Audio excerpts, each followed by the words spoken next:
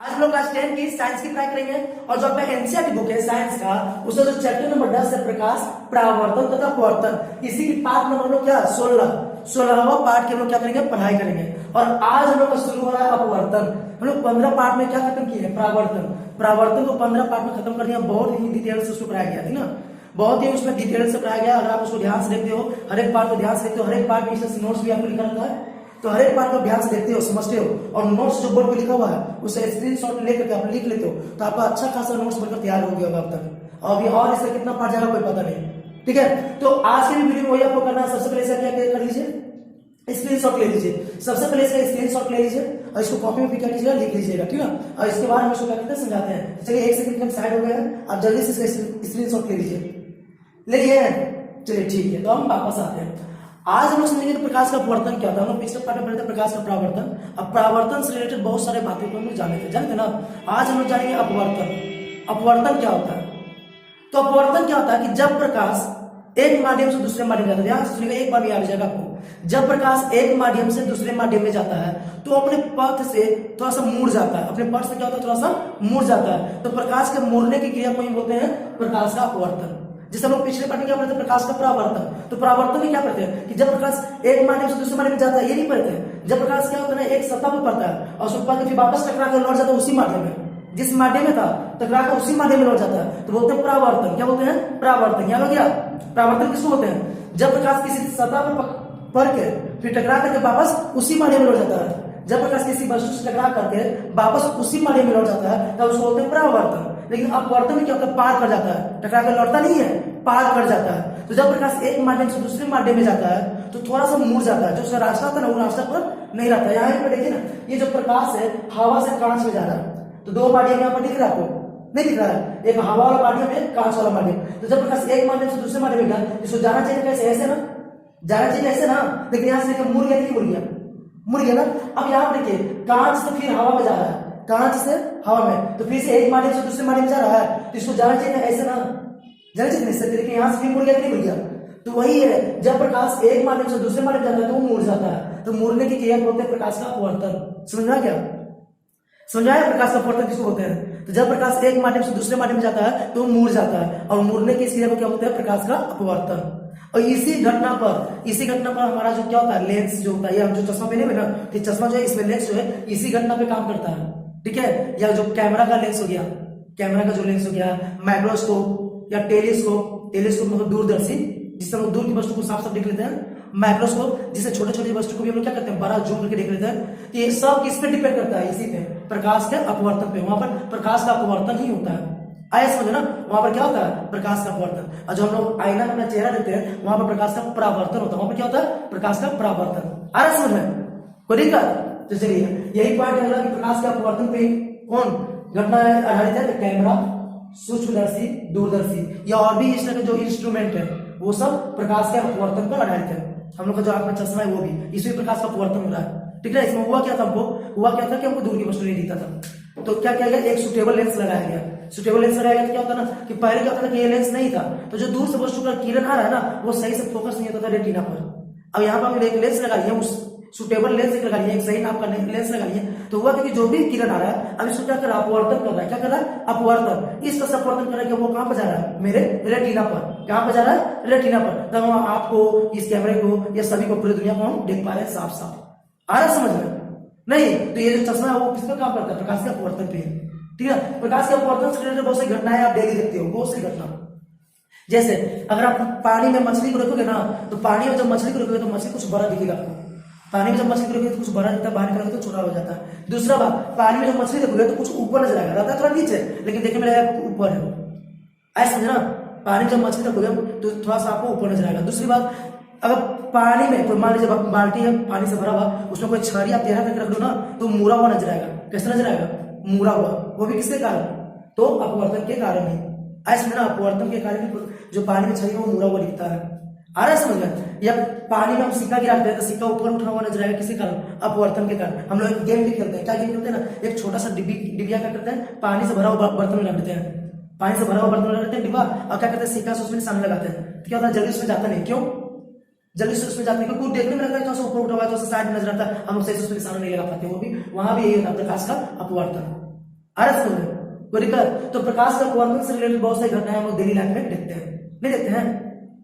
चलिए अब आगे कह रहे हैं कि वह माध्यम जिससे प्रकाश का जो वेग होता है ना वो अधिक होगा। जिस माध्यम में प्रकाश का चाल अधिक होगा उसको बोलते हैं विरल माध्यम। क्या बोलते हैं? विरल माध्यम। आए समझे? प्रकाश का जो चाल होता है अलग अलग माध्यम में अलग अलग होता है। जैसे ये हवा है, ये कांच है, तो हवा में प्रकाश का चाल कुछ और होगा, कांच में प्रकाश का चाल कुछ और होगा, ठीक है? हीरा में प्रकाश का चाल कुछ और होगा। आ रहा है समझ में? या और भी कोई माध्यम आप ले लेते हो उसमें प्रकाश की चाल क्या होगा? कुछ और होगा। पानी में प्रकाश की चाल कुछ और होगा, पेट्रोल में प्रकाश की चाल कुछ और होगा। आ रहा है समझ में? तो प्रकाश की चाल अलग अलग माध्यम में क्या होता है? अलग अलग होता है। तो जिस माध्यम में प्रकाश की चाल आपको ज्यादा दिखेगा उसको बोलेंगे विरल माध्यम, और जिसमें प्रकाश की चाल, जिस माध्यम में प्रकाश की चाल क्या होगा? प्रकाश का वेग जो होगा वो कम होगा, तो उसको बोलेंगे सघन माध्यम। उसको क्या बोलेंगे? सघन माध्यम। आ रहा है समझना? कोई दिक्कत नहीं। जिसे प्रकाश का जो वेग है आपको लिख दिए, हवा में जो होता है वो 3 × 10⁸ मीटर पर सेकेंड। अगर मीटर में कुछ है तो 3 × 10⁸ मीटर पर सेकेंड बोलिएगा। अगर किलोमीटर कुछ है तो 3 लाख किलोमीटर पर सेकेंड। ये हवा में प्रकाश की चाल होता है, या शून्य में प्रकाश की चाल, या इसी को बोलते हैं निर्वात में प्रकाश की चाल।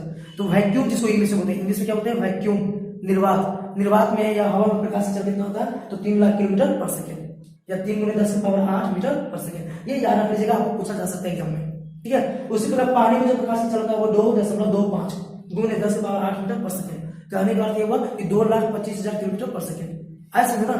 और कांच में प्रकाश की चाल होता है 2 लाख किलोमीटर पर सेकेंड। तो आपको दिख रहा है यहाँ पर दिख रहा है कि दिख रहा है कि इस प्रकाश की चाल अलग अलग माध्यम में क्या हो रहा है? अलग अलग हो रहा है। हम आपको क्या अभी बताया? अभी क्या बताया आपको? यही तो बताया कि जिसमें प्रकाश की चाल अधिक होता है वो विरल माध्यम। तो बोले इसमें प्रकाश की चाल सबसे ज्यादा किसमें नजर आ रहा है?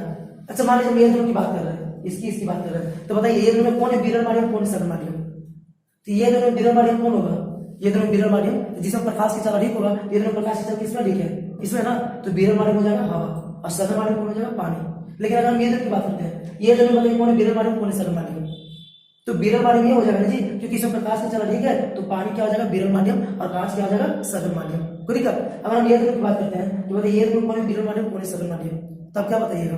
तो सर इसमें प्रकाश की चाल अधिक है ना, तो ये हो गया आपका विरल माध्यम, और ये इसमें प्रकाश की चाल कम है ना, तो ये हो गया सघन माध्यम। तो ये डिफिनिट नहीं है कि ये विरल माध्यम ही होगा। अभी थोड़ा देर पहले ये क्या हो गया था? सघन माध्यम हुआ था ना। लेकिन जब ये दोनों की बात की है ये दोनों में क्या हो गया? ये विरल माध्यम हो गया था कि नहीं हो गया था? ऐसा समझना, जब दो माध्यम की तुलना करते हैं तो दोनों माध्यम में देखते हैं कि किसमें प्रकाश की चाल ज्यादा है, ठीक है? दो माध्यम की बात करते हैं तो देखते हैं कि किसमें प्रकाश की चाल ज्यादा है। जिसमें प्रकाश की चाल ज्यादा है, मान लीजिए इसमें प्रकाश की चाल ज्यादा है, जिसको बोलेंगे विरल माध्यम। इसमें प्रकाश की चाल कम है तो इसको भी बोलेंगे सघन माध्यम। क्लियर? कोई दिक्कत? नेक्स्ट कह रहा है कि प्रकाश का सर अपवर्तन होता क्यों? ये कारण पूछा जाएगा आपसे। बहुत ही छोटा सा क्वेश्चन है कि प्रकाश में जो प्रकाश एक माध्यम से दूसरे माध्यम जाता है तो अपवर्तन क्यों होता है सर? क्या कारण है कि वो अपवर्तित हो जाता है? मतलब सीधे पार क्यों नहीं हो जाता? क्यों थोड़ा सा मुड़ जाता है? तो इसका कारण क्या है ना कि प्रकाश की चाल हम देख रहे हैं कि अलग अलग माध्यम में क्या होता है? अलग अलग होता है। प्रकाश की चाल अलग अलग माध्यम में क्या होता है? अलग अलग होता है। यही कारण है कि प्रकाश का अपवर्तन होता है। ऐसा समझना, अगर प्रकाश की चाल सभी माध्यम में एक होता तो प्रकाश का अपवर्तन नहीं होता। आ रहा है समझना? प्रकाश की चाल सभी माध्यम में एक नहीं होता है, अलग अलग होता है जी। अलग अलग माध्यम में अलग अलग होता है, यही कारण है कि प्रकाश का अपवर्तन होता है।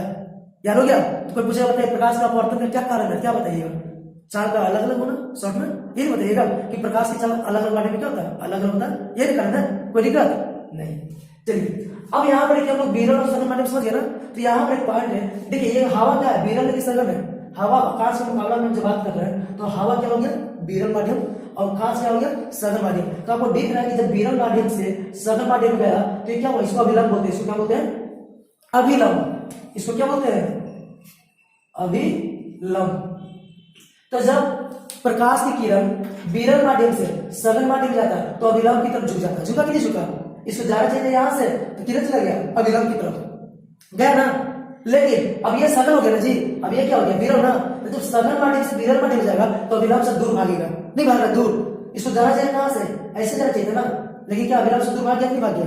तो हम क्या सीखे? हम यही सीखे कि जब प्रकाश विरल माध्यम से सघन माध्यम जाएगा तो अभिलंब की तरफ झुक जाएगा। किसकी तरफ झुक जाएगा? अभिलंब की तरफ, ठीक है? और जब प्रकाश सघन माध्यम से विरल माध्यम में जाएगा तो अभिलंब से दूर भागेगा। आ रहा है समझ में? कोई दिक्कत? जब प्रकाश क्या होगा? विरल माध्यम से सघन माध्यम में जाएगा तो अभिलंब की तरफ झुक जाएगा। लेकिन जब विरल के सघन माध्यम से विरल माध्यम में जाएगा ना तो अभिलंब से दूर भागेगा। क्लियर? तो ये पॉइंट क्लियर हो गया ना। अब हम लोग जानेंगे क्या अपवर्तन करनी है। उससे पहले थोड़ा सा चीज देख लेते हैं कि इस फिगर में हम आपको और दिखाएं, ये वास्तविक विस्थापन क्या है?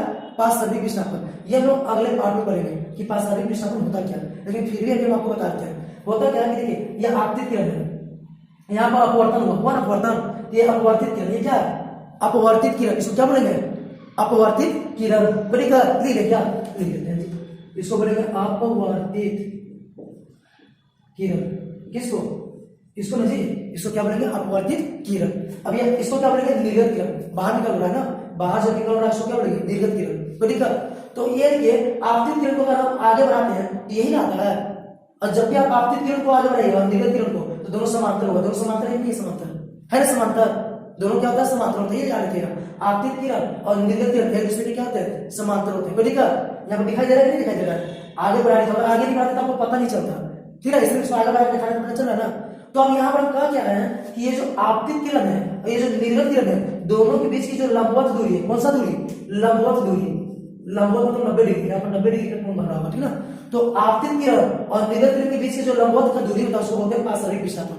याद हो गया, इजी भी लीजिए और बहुत खास चीज है, ये पूछा जा सकता है कि पार्श्विक विस्थापन होता क्या है, तो क्या बोलिएगा कि आपतित किरण और निर्गत किरण के बीच की लंबवत दूरी को क्या बोलते हैं पार्श्विक विस्थापन। याद हो गया, याद करोगे जी, याद हुआ ना, याद करने की कोई जरूरत है कुछ नहीं, याद करना आपको बस समझ लेना, याद करोगे भूल जाओगे, याद करोगे तो भूल जाना ही है, आज नहीं बोलोगे 2 दिन बाद बोलोगे, 2 दिन बाद नहीं 1 सप्ताह बाद बोलोगे फिर भूल जाओगे, ठीक है ना। अगर समझ गए आप सही से समझ गए तो आप भूल गए ना, लेकिन फिर भी आपको उसका मेन चीज आपको याद रहेगा और उस मेन चीज को पकड़ के आप अच्छा खासा उसका आंसर लिख सकते हो।